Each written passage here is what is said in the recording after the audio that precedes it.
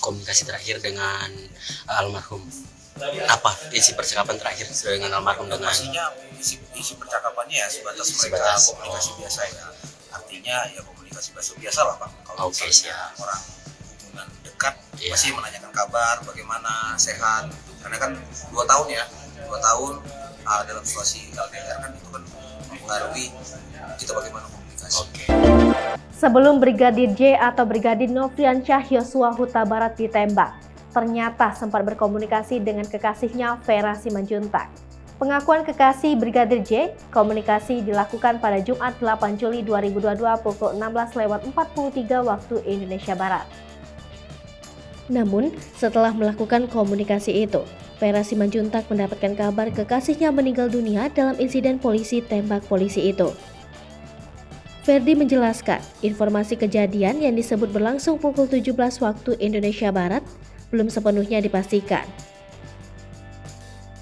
Sebelumnya, Kabarudin Simanjuntak, kuasa hukum keluarga Yosua Huta Barat, menyebut Brigadir J mendapatkan ancaman pembunuhan saat sedang berada di Magelang. Kala itu, Yosua lagi mengawal atasannya. Dia menyebut ancaman terakhir itu adalah pada 7 Juli 2022 atau 1 hari sebelum Brigadir J dinyatakan meninggal dunia.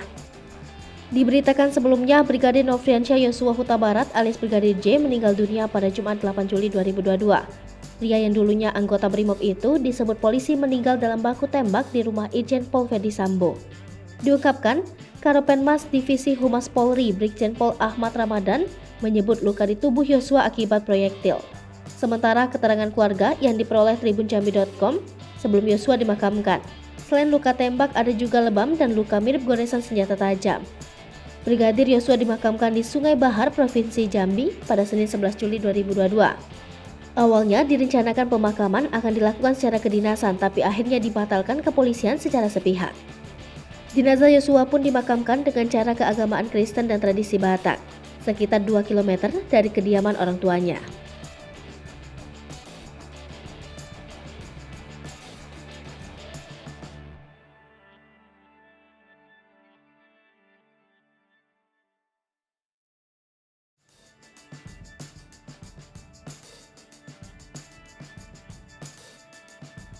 Hai pemirsa Sri Popo TV, jangan lupa komen, like, dan subscribe, serta tonton terus berita-berita terupdate lainnya ya.